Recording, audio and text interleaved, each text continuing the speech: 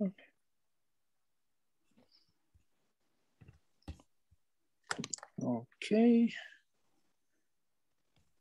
We're going to start. Assalamu alaikum jami'an. شكرا لك أخ محمد شعبنا على الانضمام إلينا من فلسطين. We really appreciate you being with us today. We were sad that we couldn't do it the previous time. There was some breaking communications, but alhamdulillah, we got you today. And inshallah, we will be living and honoring through your work and through your art, the life of Naji Al-Ali. So I will start by introducing you, then I will give you the floor to talk, inshallah, and then we'll open the floor for any questions and answers. Muhammad Sha'abna works as a cartoonist since 2012. He also teaches at the Arab American University. He published his work on many Arabic newspapers, such as Al-Ittihad, Al-Quds, Al-Arabiya, Al-Ghad Al-Urduniya, and Al-Akhbar Al-Lubnaniya. He is currently working at the Palestinian Al-Hayat Al-Jadida. And he just shared with me a few minutes ago that he's working actively right now on the the press to cover the activities that's going on in Beta next to Nablus and the resistance to the settlement activities there. Muhammad is a member of the International Cartoonist Movement. He won many graphic awards and won 3rd place in the Arabic caricature contest in 2013. Moreover, he had his personal exhibition in many countries, including Britain, Spain, in Washington. He participated in many international exhibitions in Germany, Norway, Holland, Geneva, Qatar, and Syria. He has a very, very long, mashallah, CV. He's been doing a lot of great work. He also participated in many international leaflets and books. He used art of cartoonists with deaf students to help them use more than one dialogue language to express their feelings. He also used his art with children who witnessed the Israeli assaults to help them psychologically.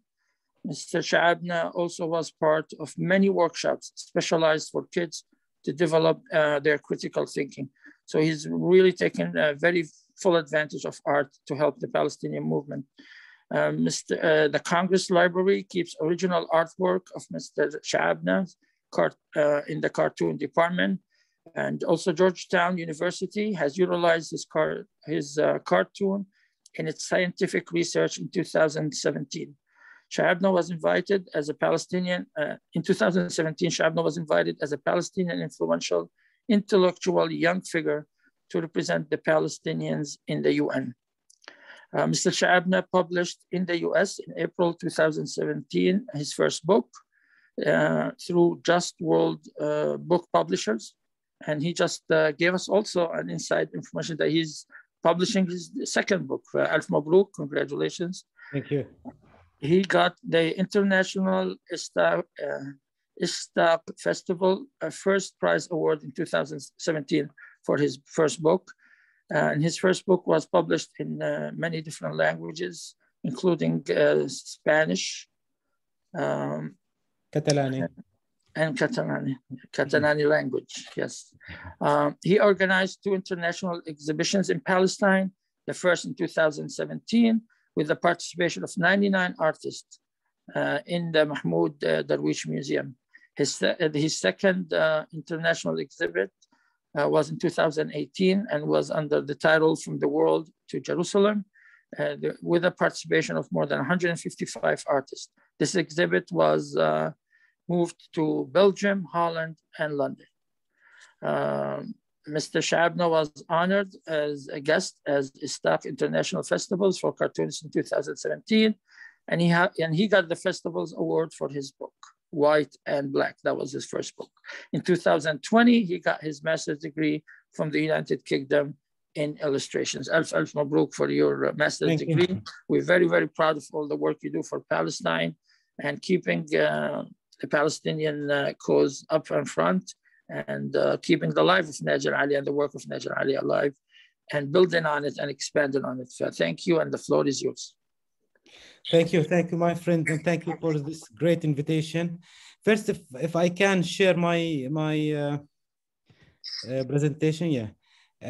Always I try to start with this slide about, you can see it, the white and black. Yes. Yeah. First, always I like to start with my first, sorry, where is I have problem with this technology. Yeah. Always I try to start with this slide because always I think that we have great connection between the story of the indigenous American and the Palestinian people. Maybe some people reject this connection and try to say that this is not true. We are not the Indian Palestinian people. We are something else. Our story is something else. But I do believe, as Mahmoud Darwish said, and a lot of intellectual, that we have this connection between the indigenous and the Palestinian people. First, I was born in Kuwait in 1979. Both my parents are Palestinian, and because of the first Intifada has started while I was a child in Kuwait, my father and mother tried to use the cartoon from Naji Ali, because he used to work in Kuwait, to tell us about what's going on in Palestine, about all of these political events that used to happen in Palestine.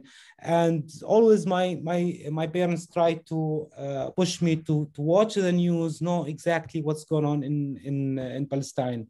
That's why when I became older, tried to represent some cartoons about the first Intifada, because the first Intifada is something all the people here in Palestine try to talk about it as a legends of Palestinian, because at that time, the Palestinian community, the Palestinian intellectual, and everything was better than our these days. And that's why I try to talk about the first Intifada recently by some of my cartoons.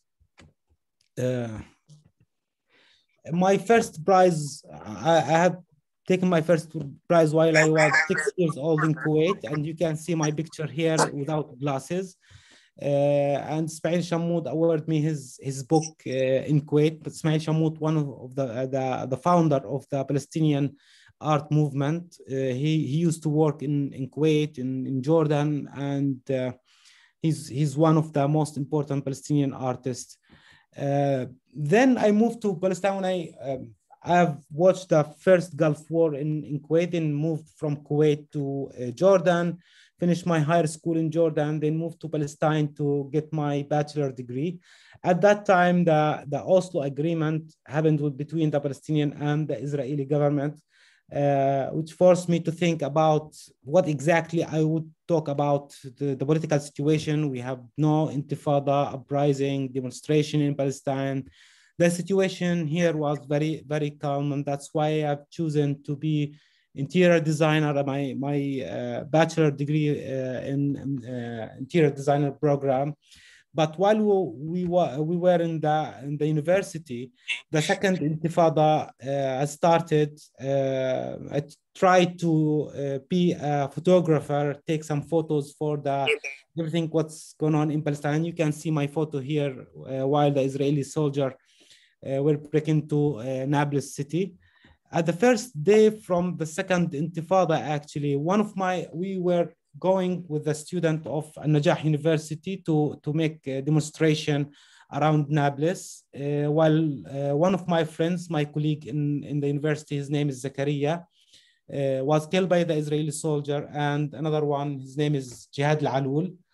That's why I've decided that what provoked a big question in my mind, what exactly or how exactly I can protect my people, convey their narrative, talk about my friends, talk about what's going on in Palestine.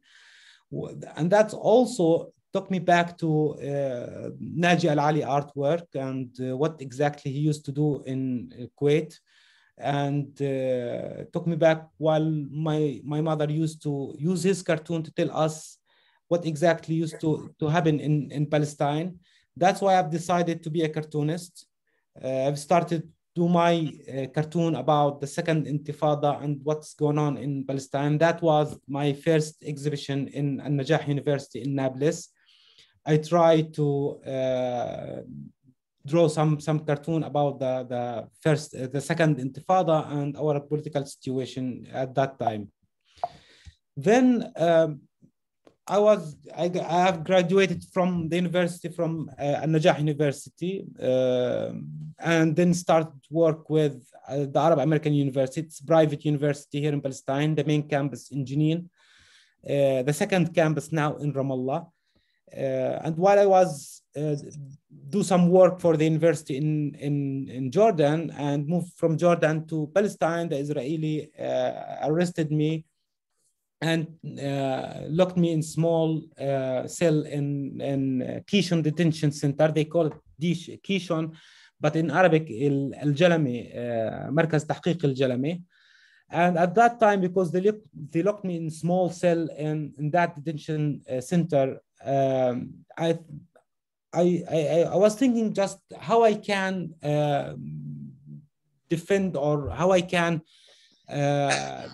اتغلب او اتجاوز هذه المرحله الزنزانه اللي كنت فيها في سجن الجلمه. That's why I've decided to we had agreed to talk in Arabic and English, and then I'm just talking in English. I'm sorry. That's why I've decided to pretend that I'm here in this small cell as a journalist. I'm here as a cartoonist, and I want to convey all of this suffering, all of this condition inside this small cell for the people around the world, because I want to use my time inside that cell, and because they want to, they want you to keep the Palestinian prisoner without anything. They don't give the Palestinian prisoner anything inside the detention center cell. That's why I've decided to use all of that time just thinking about how I can represent the Palestinian prisoner by my cartoon, how I can convey their suffering inside that cell by my cartoon. That's why I've decided to still or to take small paper from the interrogator, the Israeli interrogator, and to jot down the ideas of my cartoon, because inside that cell I had nothing. You can see the small paper that I have stolen from the interrogator. Then I have just written all of that idea for my cartoon about the Palestinian prisoner on that paper. Then when they moved me from that detention center to the prison, inside the prison they gave you some paper like all of these sketches book. I've taken all of these sketchbook to draw some cartoon about the Palestinian prisoner, about the situation outside the prison. And you can see some of my cartoon about Syria, about the refugees, about all of that situation outside and inside the prison. And then when I was released from the prison, I've done my exhibition. I call it cell number 28 because I've decided to do this exhibition or this experience from cell number 28 in Kishon Detention Center in Haifa. And this exhibition was moved from Ramallah to Spain and to Jordan. And there I have met a lot of cartoonists, very famous cartoonists like Anna Altness. She is the Washington Post cartoonist. Matt Worker from the Politico, Cal Kigel from the Economist. All of these cartoonists, they are American cartoonists. That's what provoked me also to think about my art, not just about my cause or my opinion or my topics in my cartoon. And also because, you know, most of the Palestinian cartoons, they think about their opinion, the topics that they want to use the cartoon or to talk about it, the political situation, but not all of the Palestinian cartoons think about their artwork and their how they can improve their artwork as an art, not just as a medium to talk about the political situation. When I've met all of these cartoonists and visit some museum in Spain, in France, and I've seen the Guernica for Picasso, I've decided I want to improve my artwork more than just keep talking about the political situation. That's why when I moved when I traveled back from Spain, I've done this artwork, and you can see the original one. It's behind me here. It's the Palestinian Guernica. Talk about the first and second Intifada and the Palestinian suffering during the first and second Intifada. Then I have tried to improve this style by do many sketching, sketch a lot about the how I can create new figures, a new environment, and all of this work. I have improved this sketching into the character, and then you can see this long panel. It's around 5 meters about the Palestinian history. I can't show, sorry, I can't show you all the details, but this artwork is just one artwork about the Palestinian history. Then I moved to the UK to finish my master's degree. And it was a great journey because I had to be quarantined and to be in the UK lockdown, not Palestinian lockdown, because I faced Corona in the UK. I've escaped from all this Palestinian situation, the lockdown here, the lack of freedom of movement, and all of this condition to face a new restriction in the UK because of coronavirus. That's why I've decided while I was in the UK, because in the UK they have invited us after Corona to visit many exhibition and museum for some British cartoonist and artist. And one of these artists was hired by the Israeli government in 1947. And that artist, he creates the visual identity for what they call it Israel. And while I was in that museum, actually, that what provoked very hard question in my mind. That's the Israeli government, or what they call it, the Israeli government, tried to hire a British artist in 1947 to create visual identity for Israel, or what they call it Israel. And if we talk about that situation, or if we take that element and try to analyze that, or try to understand why exactly they try to do that. If we read for Edward Said, for example, we will understand exactly what they have done. They try to make the Palestinian, or make stereotyping about the Palestinian people, the indigenous people in Palestine, that they are some barbaric people without culture, without identity. And that's why they try to use some artists, some British or international artists at that time, to create this visual thing about the Palestinian people. In my master's degree, I tried to implement the art as a tool to rehumanize the Palestinian people. If you are talking about the situation in Palestine, for example, this is my last, this is not my last one. Okay, this page, one of my pages for my second book, it is printmaking. I've done this page by printmaking technique about the Palestinian prisoner. But I want to just explain why exactly I have done this second book in my master's degree about the Palestinian prisoner, or about the Palestinian people.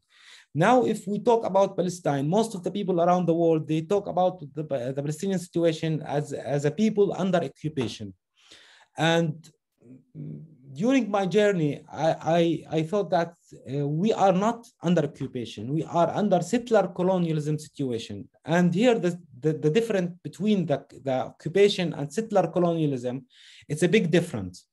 If we talk about occupation, the occupier, they come to occupy land to use the people there, the indigenous people there, to exploit them as and to use the resources from that area to and then to go back to their own country. That means the occupation is not something for a long time. It's just a short time. They want to use the people. They want to use the natural resources there. They want to use the people for the war as a soldier or whatever. In settler colonialism, as a Palestinian situation, as indigenous people in the United States, the immigrants who they came from another countries, they want to occupy this country. They want to use this country and eliminate the indigenous people. And that's exactly what's going on in Palestine. The immigrants, the Jewish people, they came from European country to Palestine, and they want to distract the Palestinian identity. They want to show the Palestinian people as a barbaric people without a culture, without history, without identity.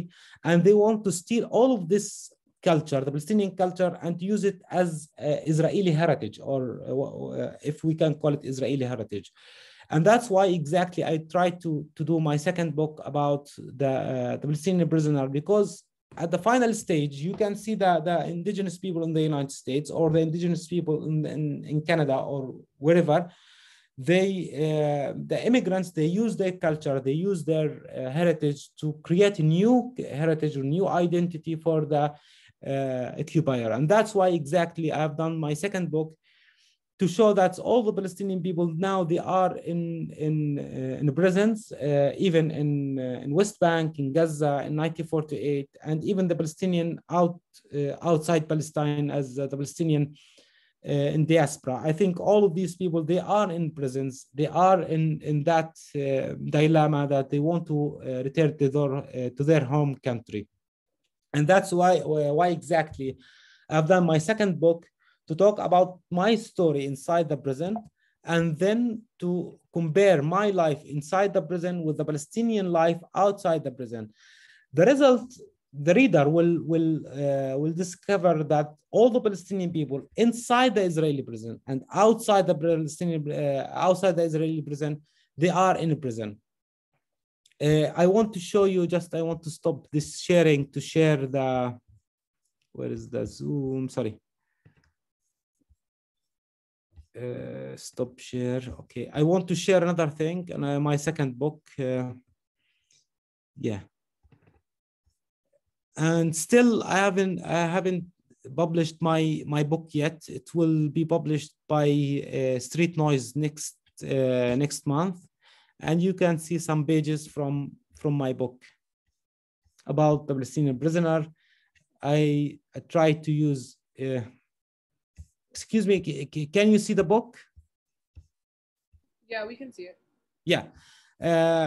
This is my comics about the Palestinian prisoner. And here you can see some of these pages about the Palestinian prisoner. I try to also talk about people in Gaza. You can see here some stories about the people in Gaza, about the people in here, a story from Jerusalem. And all of these stories, it's a real story. Talk about some issues like the couples who when they get married from Jerusalem, they cannot move to Jerusalem, or they have to live in a small area called Kufr Aqab around Ramallah, around Jerusalem.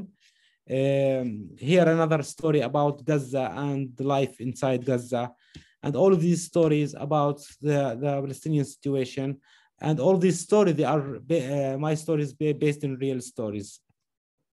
The final thing that I'm working on it, I've done some murals about the Palestinian history, the human history, the woman issues, and right now, yeah, I cannot open this link, sorry. Okay, I'll try to open it now. But right now I'm trying to do some prints. It will be online gallery for some prints about the Palestinian cause here in Palestine, and all of these prints, they are inspired by real photos by some Palestinian photographers. And my idea from that project, or from this project, is to talk about, or to use the Palestinian photo as a reference for artwork, because I do believe that most of the Palestinian artists, especially the Palestinian cartoonists, they use some photos or some artwork from international community, from United States, from all of these countries. And that's why I'll try to use some Palestinian photos to do it as an artwork, to just as evidence, or as a notification that this as a Palestinian artist, we have to rely on our heritage, even the visual narrative, or our history. And that's why I'm trying now to use all of this photo. You can see this photo from Gaza, try to do it as an artwork, and another photos from Fahim, 1948. It's for Mustafa Kharouf, the photographer. And yes, this is my presentation. And now, if anyone have any question, I will answer it. Thank you very much, Mohammed, for a very, very powerful introduction. We appreciate all the work that you do. And I'd like, the first question that came to my mind, I have a few questions, and we're going to open it to the public, is how can we get a copy of your new book? Is it already out there? When it will be there? Do you know how much it's going to be sold for? And how can we get copies? I don't know exactly when they will publish it. Maybe I think next month they will publish it. You have already seen the book. You don't need to pay money to buy it. But I think next month they will publish it. They have some problem with the coronavirus. They cannot import the copies from I don't know, from China or from which country they print it. But I think next month they will publish it, and surely I will send you the link for my new book. Inshallah, thank you. Now, one of the questions that we wanted to talk about is, do you honor Naji Ali in your artwork, and why are figures like him important for us to remember and uphold their legacy? First, I've raised by my mother used Naji Ali cartoon to raise awareness about the Palestinian situation while I was in Kuwait. And when I became older and started my bachelor degree, I've just found one book in the Najah University Library, cartoon book. It's for Naji Ali, and that's why the only resource that I had to improve my ability to be a cartoonist is Naji Ali artwork.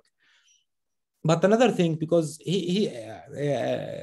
I want to just mention something, that he is not the first Palestinian cartoonist. The first Palestinian cartoonist, his name is Adil Bisharat, and then Ribh al-Saghir, and then he moved from Palestine to Jordan, and then he worked with the Jordanian newspaper in Jordan. And in Jordan now, they honor him as a Jordanian cartoonist. Then Naji Ali. Naji Ali is the third Palestinian cartoonist, but because his political opinion, and always because he's against all of the even the Arab regimes, the Palestinian, the PLO, and all of the leaders in the Arab world, he became the most important Palestinian cartoonist.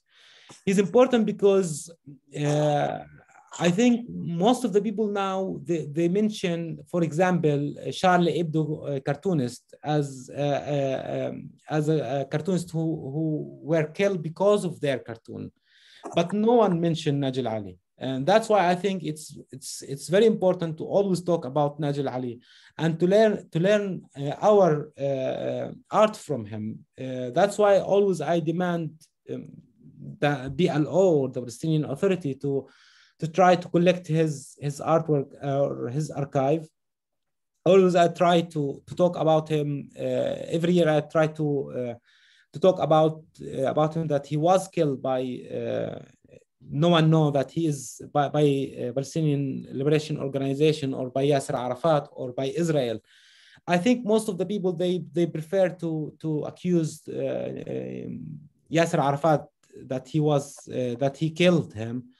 But there is something missed, I think, and always I try to talk about it, that if we go back to the Israeli or the Jewish history, the cartoon was used by the Nazis during the Second World War to dehumanize the Jewish during the Second World War. And that was, the cartoon was a tool to dehumanize the Jewish, to justify the Holocaust. And that was always the Israeli. They monitor, they censorship the cartoons around the world, not just in Palestine. Last year, if you remember, Antonio Antenas was fired from the New York Times because he criticized Netanyahu by cartoon. And last year, not just Antonio Antenas from New York Times, Vasco from Portuguese, even some cartoonists from Israel was accused as anti-Semitic and was like advocates just because they criticized Israel. And that's why I think there's a connection between the murder of Najil Ali and the mentality and how the Israeli talk or look about or how they think about the political cartoons. Most of the people, they prefer to accuse PLO and Yasser Arafat, but always we have to mention that also the Israeli mentality, they don't like the political cartoon, and they use it. They think that it was used against them during the Second World War, and that's why it's very provocative art for them. Thank you. Now, you had mentioned that you did your master's degree on the arts as a form of resistance. So if you could elaborate on why is art important and how does it become a part of the Palestinian resistance movement? First, you know, always we talk about, as I have mentioned in my introduction, most of the people, they prefer to talk about the situation here in Palestine as occupation. But actually it is settler colonialism. And that's, if we go back to like Patrick Wolf, Ilan Pappé, and a lot of scholars, they talk about the situation in Palestine as settler colonialism. And if we go to that process, that to justify the elimination of the indigenous in any country, you have to dehumanize these indigenous. And how you can dehumanize them? By stealing their culture, their art, their history, their heritage, and all of these things. And that's why I think if we want, as a Palestinian, to use the art as a tool of resistance, it's not just, we don't have just to talk about the resistance and draw the guns and all of this action of resistance. I think it's enough just to talk about the Palestinian people as a human being, to use the art as a resistance. For example, if what you are doing now in Patterson, when you teach the kids Dabka, and while you are teaching them Arabic language, Dabka, the history, I've came to Patterson, I've seen your activity.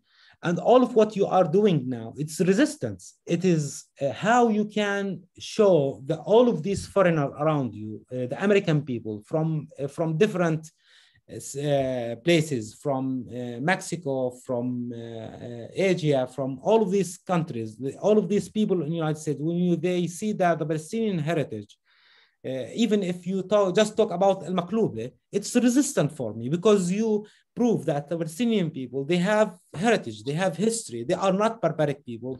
And when the Israeli came to this country, or what all of these immigrants came to this land, they came to destroy the Palestinian people and to build their own heritage, their own identity in the ruins of our, as a Palestinian people, on the ruins of our identity. And that's why every kind of art, it's resistant. When you prove that you have history, it is a resistance. Now, my final project, when I used the Palestinian photos from Gaza, from Jerusalem, from 1948, to create prints or to create these posters, It's kind of resistance. And now I want to use that, all of this artwork, and put them, hang all of these poster and prints in Palestinian street, because I want to talk for my people that the artists can be used as an art of resistance. Even in Beta now, the people, they fight against the Israeli. They make daily demonstration in Beta. And now I try to use, or I ask some of the Palestinian artists to go there to do some murals in Beta streets as a tool of resistance, because we want to convey that the Palestinian people, they have culture, they have art, they are not just people that they need to protest and to do this demonstration against the Israeli. And also they have heritage and art and history. Okay, great. Again, this is amazing, and thank you very much for all the work you do.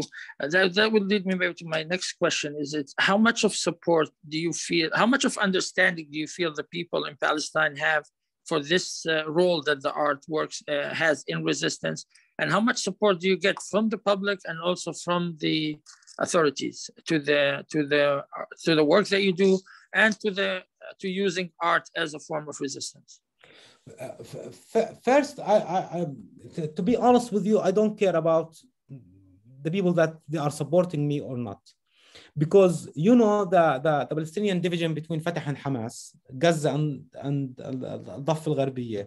Some of people, they are pro for Hamas or supporter for Hamas, and some of the Palestinian people, they are supporter for Fatah or the Palestinian Authority. That's mean. When you criticize Hamas as a movement, you will find all of the audience of Hamas will attack you. At the same time, when you criticize Fatah, the supporter or the audience for Fatah will attack you in social media. And that's why I don't care. I'm not waiting anyone to support me. And even the Palestinian Authority. You remember when I have published my first book, I came to New Jersey. And at that time, Mahmoud Abbas was in Washington, D.C. And the Palestinian ambassador at that time, when we had that ambassador or our representative office in Washington, D.C., they refused to come to my my event in D.C. And when I moved back to Ramallah, I criticized them. Then I thought, why I'm criticizing the Palestinian Authority?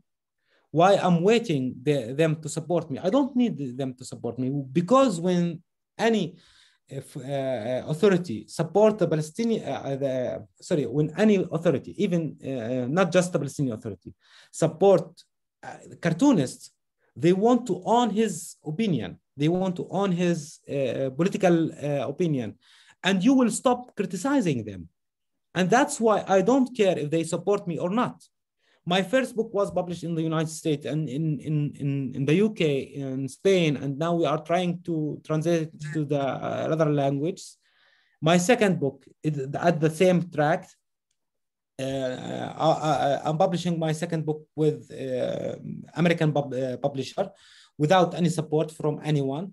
And I think my role is to practice my art without waiting any support from anyone. This is my role. Diab, now some of Palestinian people were killed in Beta while they are defending their land against the settlers. Thousands of Palestinian prisoners, they are spending their life inside the prison to liberate our land. My role is as an artist, not just do my art. Always I go to Beta. I go to I went to many checkpoints while the people they were protesting against the Israeli soldier, because our role, not as intellectuals, I'm not giving myself this title because it's a very big title, but our role as a Palestinian people, who they are producing intellectual product to participate with the people, to go to the street and to do, while we are provoking the people to resist against the Israeli soldier, we should be part from that things. And that's why I think this is my role, not just to produce this intellectual product or this art, and also to be with the people in the street. And that's why I don't think what I do is something unique. Or when I evaluate myself, I think I'm doing my duty. And this is not very hard duty, because some Palestinians, they are paying big price in the Israeli prison.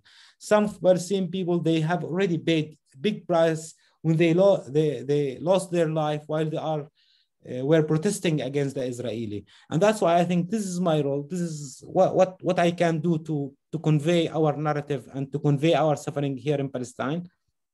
And I hope I can do more than that. Right. Thank you. I would just want to add, just on the same subject, and I agree with what you said about that. Our Palestinian society is polarized in two directions, and sometimes anything you do can backfire, especially on social media. And I appreciate your stand that you do what you think is right, and you're not trying to please anyone.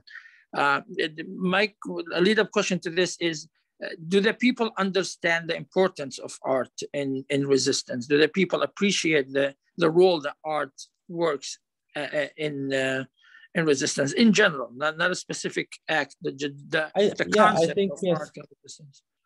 Yeah, I think here in Palestine, they appreciate the art. They support some of the people. Actually, most of the people, they support the artists, even when they talk about the Palestinian cause. But the problem is, what the definition of the resistance art? If we are talking about just the art which represent or depict the action of resistance, it's not just that the art of resistance. As I've mentioned, I think even Dabka is resistant art. The contemporary art is resistant art. If we invite Muhammad Assaf to sing for his lovers, it's a resistant art, because all of that kind of art is as an evidence that the Palestinian people, they have heritage, they have culture, they have all of these things. That's why I think the meaning of resistance art, it's not something easy to classify that this is resistant art or not resistant art. Whatever the Palestinian artists they are now producing is resistant art for me when we are facing the settler colonialism. But the Palestinian audience or the Palestinian people, they think that just the resistant art when I depict the Palestinian action against the occupier. And this is actually not true. Whatever you do as intellectual product is resistant, I think, resistant action against the occupation. Yes, I definitely agree with that concept. I share the same understanding. Now, you have talked about how your journey evolved with the art and with your work as a cartoonist. How has the Palestinian political art in general changed throughout the years, and what has changed about it, in your opinion?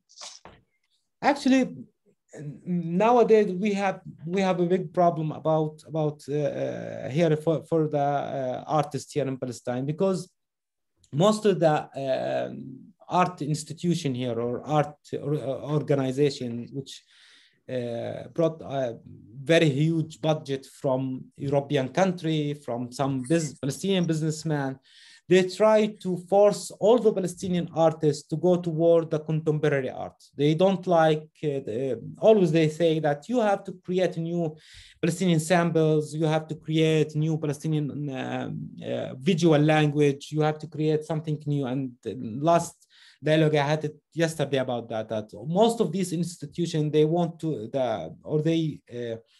encourage the Palestinian youth artists to do some contemporary art about something else, not just about the Palestinian cause. Okay, all of that art, I think it is resistant art according to my thought, when we resist against the settler colonialism. But at the same time, it is very critical when we, all the Palestinian artists go toward the modern art and wanted to, for example, create new Palestinian samples or new Palestinian visual language. because at the same time when we are online, because when we all of us go toward the new kind of or new visual language, create new samples, create new Palestinian symbols. At the same time, you can see the Israeli occupation. They are trying to steal or to do cultural appropriation for your heritage. You can see that they have already said that al-hummus is Israeli. Al-hatta al-Falastiniya, sometimes they have said that this is Israeli. All of this process, it is they are trying now as Israeli to appropriate your visual culture and your culture. And that's why I think as a Palestinian artist, we should keep talk or use the Palestinian traditional samples to fight against this Israeli appropriation or cultural appropriation.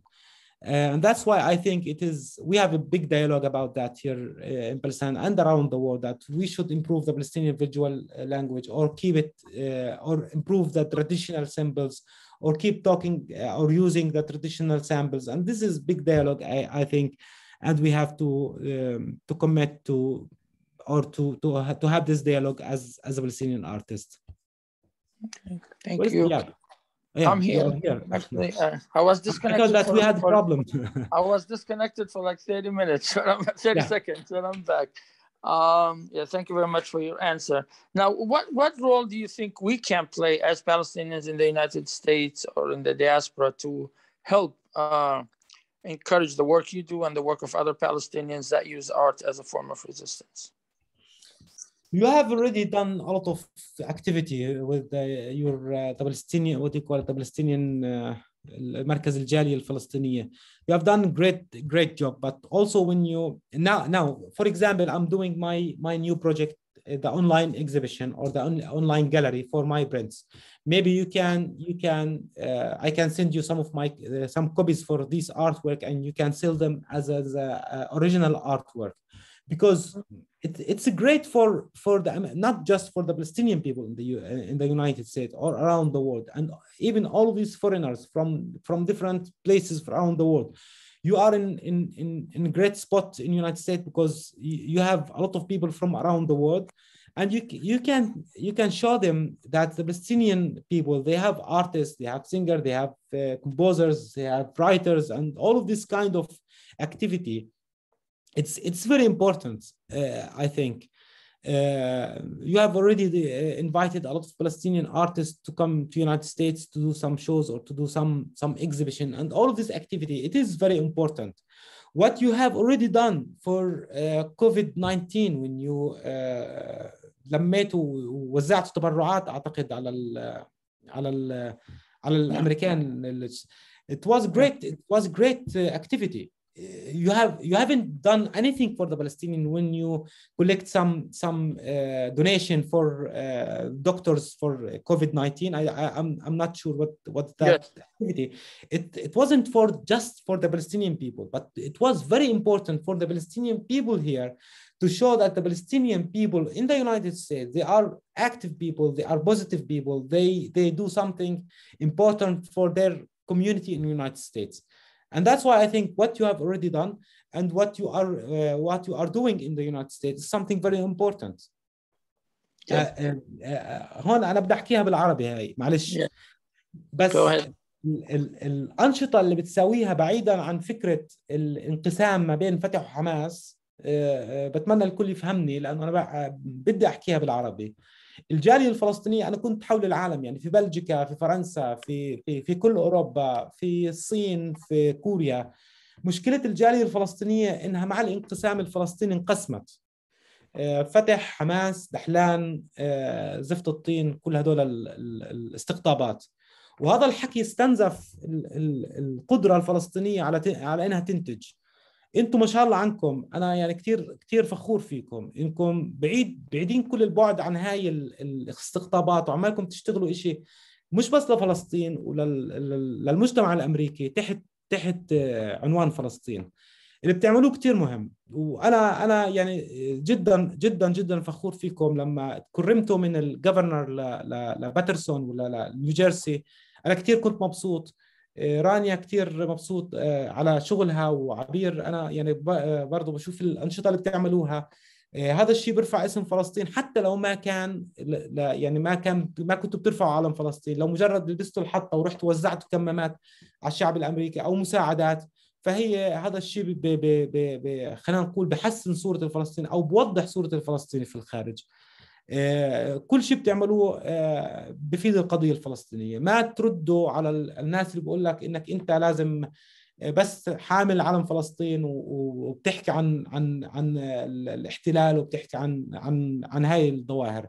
كثير مهم اللي بتعملوه، كثير مهم اللي انتم بتسووه، وصدقوني انه انتم بتفيدوا القضيه الفلسطينيه اكثر من كثير ناس بس بنظروا، بس بيحكوا عن يعني بدهم يضلوا غني طل سلاح من جراحي. انتم في منطقه بجوز في اشياء كثيره خطره انكم تتحدثوا فيها. وانا دائما على فكره لما بندع على معرض في برا بحاول انه انتقي اعمالي لحتى هذه المؤسسه او الجمعيه او الفلسطينيين الموجودين في اوروبا او في امريكا ما يتهموش بالتحريض او بمعاداه الساميه او غيره. بستوعب الوضع اللي انتم فيه، وكل ما انتم كبرتوا اكثر وعملتوا انشطه اكثر انتم بتفيدوا القضيه الفلسطينيه. يعطيكم العافيه. سوري انا حكيت هاي الفكره بالعربي لانه لازم تنحكى بالعربي. وعشان هيك انا كثير مبسوط فيكم، وكثير كثير فخور فيكم، وكثير زعلان من حالي انه نسيت الموعد هذيك المره.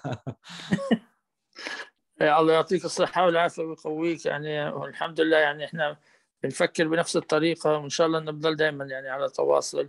هلا هل في إمكانية إنك تعمل معرض كاريكاتير في أمريكا ونتعاون فيه مع بعض، إنه يكون في على المستوى اللي عملته مثلا اللي ذكرته في البايو بالنسبة اللي عملته في متحف محمود درويش أو غيره؟ هل تعتقد شيء زي هذا ممكن يصير في أمريكا، وهل ممكن نتعاون في الموضوع؟ You have asked me if we can organize international exhibition in Yes. the United States, and I have already collected more than 100 cartoon about Sheikh Jarrah and Jerusalem. And actually, I've connected the people in Sheikh Jarrah because if all of the people here they cannot understand the situation. As a Palestinian from the West Bank, I cannot go to Jerusalem. If I want to go to Jerusalem, I have to get permission from the Israeli.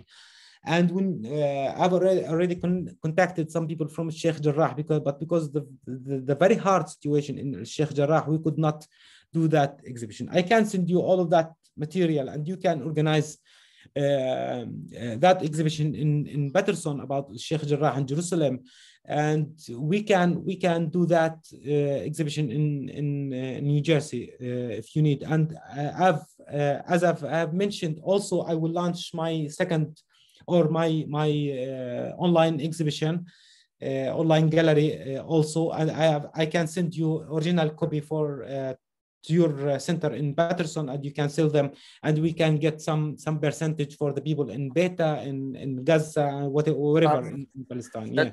That's amazing, and we'll definitely are ready to embark on both projects, inshallah.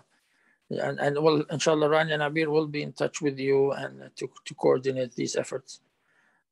Thank you. Muhammad, we're really, really proud of you and proud of all the work you do. We thank you very, very, very much for your time and for your dedication and all the work that you do for Palestine, because we really believe in the work that you do is essential. It's very, very important. We share with you exactly the fact that we need to show that the Palestinians are very creative people, that are people with culture, people with history, people that are contributing positive to society. We're not just about war and violence. And we also share the concept that you said about occupation and colonialism and the fact that all the Palestinians are that like we say in Arabic, المشروع ليس احتلال ولكنه إحلال. ف يعني oops, hello, yeah, I'm sorry, thank you very, very much for everything. Inshallah, we will always be in touch, and I actually might be, I am coming to Palestine soon, so إذا في مجال we might get together and Yeah, drink sure. tea and pick your Yeah. brain more, inshallah. لازم نقعد معناته. I'll be in touch with you, inshallah. We'll go out for tea and pick your brain more. وشكرا لكم على الدعوة، شكرا لكم ويعطيكم العافية على كل شيء بتعملوه. الله يبارك فيك ويقويك ويكثر. Thank you very, very much, everyone, and appreciate it. Bye bye. Bye bye. مع ألف سلامة. تحياتي. Bye.